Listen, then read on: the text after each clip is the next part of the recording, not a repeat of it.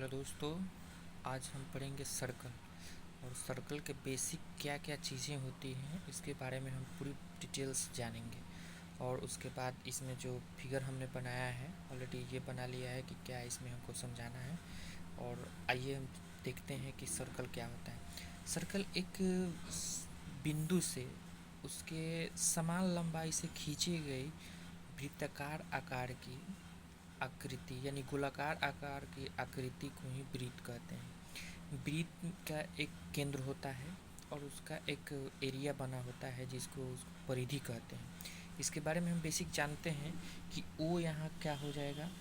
ओ ओ वृत्त का केंद्र है यानी सेंटर। वृत्त का ये केंद्र है और केंद्र और यहाँ पे ये जो लाइन है ये इसको वृत्त की परिधि कहते हैं। परिधि कहिए या परिमाप कहिए या आप परिमिति कहिए, ये सभी शब्द एक ही हैं। ये इसकी बेसिक जो माने इसमें होते हैं और इसके बाद हम समझाने का प्रयास करेंगे कि और इसमें क्या होते हैं। और कहने का मतलब है कि इस वृत्त के सेंटर से इस परिधि पर मिलने वाली ये पॉइंट ये यहाँ से यहाँ यानी ओ ए वृत्त का त्रिज्या हुआ। ओ ए क्या हो गया? वृत्त का त्रिज्या। वृत्त का त्रिज्या यानी इसको बोलेंगे रेडियस। रेडियस क्या है? रेडियस हो गया ओ ए। तो मैं आपको समझाने का प्रयास करना चाहता हूँ कि एक वृत्त में कितने त्रिज्याएँ होती है, कितने त्रिज्याएँ होते हैं। तो इसमें इस देखने से मालूम चलता है कि बहुत सारे हो सकते हैं। कैसे? हम यहाँ से यहाँ भी खींच सकते हैं, ये मान लो P हो गया। यहाँ से यहाँ भी खींच सकते हैं, ये मान लो Q हो गया। यहाँ से यहाँ भी खींच सकते हैं, ये भी एक क्या हो गया? त्रिज्या हो गया। इसको मान सकते हैं B।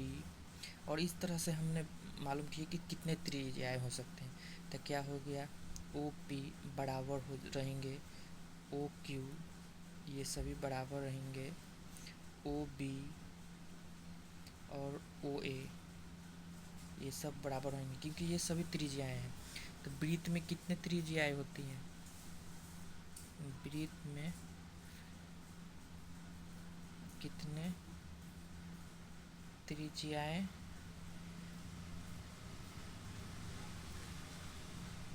होती है? तो अनंत होती है, इन्फिनाइट। ये इसका बेसिक स्ट्रक्चर हो गया। अब उसके बाद चलते हैं, इसमें और भी जानकारियाँ हैं बताना हमको। जैसे आप एक सेंटर देख लिए और ये उसका परिधि कहलाएगा, तो ये परिधि कहलाएगा और ये सेंटर है। तो क्या होता है इसमें एक चीज़ जानने को होता है। जैसे मान लो हम इस परिधि के और इस परिधि से मिला दिए तो यह एक क्या हो जाएगा? इसको इसको मैथ के भाषा में यानी वृत्त में इसको जीवा बोलते हैं। जीवा यानी कॉर्ड। तो वृत्त में वृत्त की जीवाएँ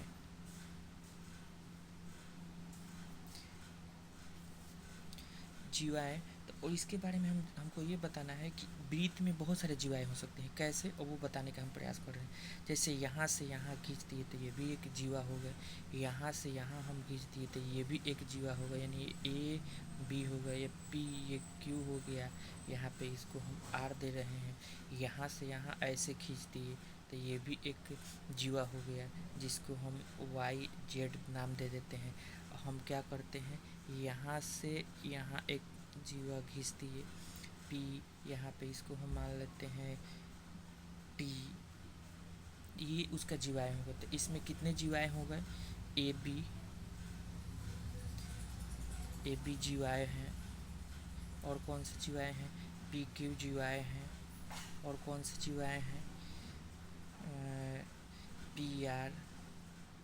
और कौन से जीवाएँ हो जाएंगे? YZ। और कौन से जीवाएँ हैं? पी टी, ये सब जीवाएँ हैं। यानी हमारा हमको बताने का मतलब है, इसमें बताने का मतलब है कि इसमें कितने जीवाए हो सकते हैं, तो इसमें अनंत जीवाए होते हैं इसमें भी। तो वृत्त की कितनी जीवाएँ होती है, तो ये भी अनंत होती है, इनफाइनाइट। ये हमने बता दिया आपको, ये पूरा बहुत अच्छा सा समझ में आ गया होगा। इसमें बहुत सारी जीवाएँ, हाँ इसमें एक और बात है कि जीवाएँ सबसे बड़ी कौन होती है, जिसको व्यास बोलते हैं, क्योंकि दो केंद्र से होती हुई वृत्त के दो छोरों तक छूने वाली रेखाएं को सबसे बड़ा जीवा बोलते हैं, जिसको व्यास बोलते हैं। सबसे बड़ा जीवा, सबसे बड़ा जीवा व्यास। व्यास कौन हुआ, ये पीटी, क्योंकि ये केंद्र से होते हुए जा रहा है। अब उसके बाद बच गया व्यास। मान लो ये वृत्त का केंद्र है, ये उसका परिधि बना हुआ है, तो इसमें हमको मालूम करना है कि व्यास क्या होगा। व्यास एक ऐसी जीवा है जो क्या होता है कि परिधि के दो छोर से छूते हुए सेंटर को जाता हो। कैसे, जैसे हम यहाँ से यहाँ खींचती है, ये मान लो ए और बी है, ये एक परिधि हो गया। हम यहाँ से यहाँ ऐसे खींचती है, ये P और Q हो गया, क्योंकि ये सेंटर को छूते हुए जा रहा है। अगर वो सेंटर को छूते हुए कोई जीवा जा रहा है और सीधा दोनों मिलते हैं, तो ये क्या हो जाएंगे, ये जीवाएँ हो जाएंगे। जैसे इसमें हमने बता दिया आपको, तो इसमें हमको ये बताना था व्यास, व्यास बोलते हैं इसको, व्यास यानी डायामीटर। डायामीटर। अब इसमें कितने व्यास हो जाएंगे, वैसे ही बहुत सारे व्यास हो जाएंगे। यहाँ से यहाँ खींचती है तो ये मान लो वाई और जेड, तो कितने व्यास हुए इसमें, ए बी व्यास हो गया, ये भी बराबर होंगे, वाई जेड ये भी बराबर होंगे, पी क्यू ये भी बराबर होंगे, सभी बराबर होंगे। और इसमें एक और बात बतानी कि आपने देखा ये केंद्र है, यहाँ से यहाँ की दूरी, यहाँ की दूरी सभी बराबर होंगे, सब बराबर होंगे। यानी इसका मतलब क्या हुआ कि इसमें दो त्रिज्याएँ हो गए। यानी ए बी किससे बना है, ओ ए प्लस ओ बी, इसी से न बना है। यहाँ से यहाँ, यहाँ से यहाँ, ये उसका हो गया। यहाँ से यहाँ, जैसे हम बोले आपको पी क्यू किससे बना है, ओ और पी से, और किससे, ओ और क्यू से, ये हो गया। ये हमको बताने का मतलब है कि व्यास बराबर क्या होता है, सॉरी यहाँ पे प्लस होगा, व्यास बराबर क्या होता है, व्यास बराबर होता है 2 इंटू त्रिज्या।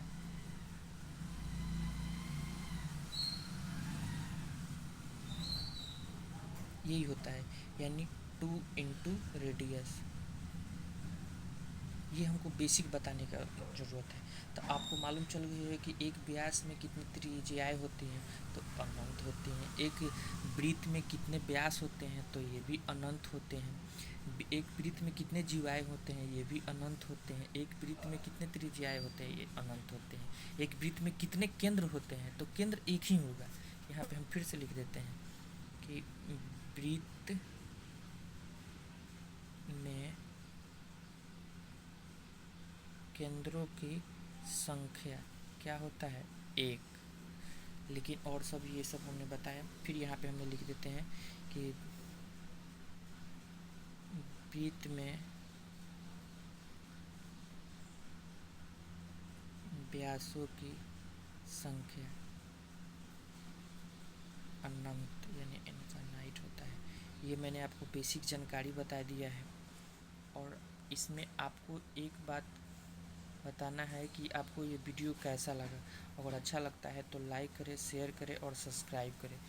मैं उम्मीद करता हूँ कि मेरा वीडियो बहुत पसंद आया होगा, और अच्छा लगे तो सब्सक्राइब करें, शेयर करें और दोस्तों को भी बताएं।